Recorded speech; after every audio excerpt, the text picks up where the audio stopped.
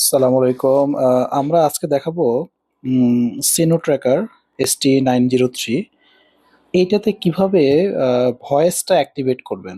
That means GPS ট্র্যাকারে যদি আপনি call করেন তাহলে আশেপাশে শব্দ শোনা যাবে। এটা কিভাবে অ্যাক্টিভেট করবেন ওইটা আমরা দেখাবো। তো এখানে আমার জিপিএস রবি নাম্বার সেভ করা আছে। আমি যদি নাম্বারটা বের করি, জিপিএস, আমি জিপিএস ট্র্যাকারে যে সিমটি লাগিয়েছি, তো ওই সিমের নাম্বারটা আমার এখানে সেভ করা আছে। তো ওই সিমে আমাদেরকে একটা এসএমএস পাঠাইতে হবে। তো এসএমএসটা কীরকম? প্রথমত একটা মোবাইল নাম্বার দিতে হবে। তো যেই মোবাইল নাম্বার থেকে আপনি জিপিএস এর সিমের নাম্বারে কল করবেন, সেই নাম্বারটা আগে টাইপ করতে হবে এসএমএস এ গিয়ে। আমি এসএমএসটা সেন্ড করব কোথায়? এই জিপিএস ট্র্যাকারের নাম্বারে সেন্ড করব। তো এসএমএস এ কি লিখবো? 01711944027। এই নাম্বার থেকে আমি জিপিএস ট্র্যাকারের নাম্বারে, মানে আমি জিপিএস ট্র্যাকারের সাথে এই নাম্বারটা আমি বাইন্ড করব।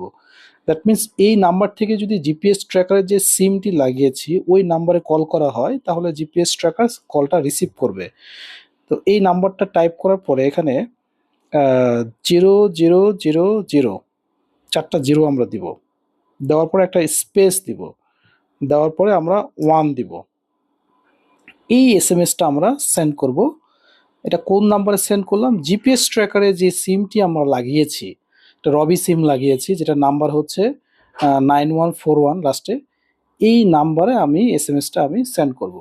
সো সেন্ড করার পরে এসএমএসটা যদি ডেলিভার্ড দেখায়, দেখেন আমার এখানে এসএমএসটা ডেলিভার্ড দেখাচ্ছে। এবং জিপিএস ট্র্যাকারে যে সিমটি লাগানো আছে ওই সিমে যদি ব্যালেন্স থাকে, টাকা থাকে অথবা ব্যালেন্স থাকে, তাহলে সেখান থেকে একটা রিপ্লে মেসেজ আসবে, সেটা হচ্ছে সেট ওকে।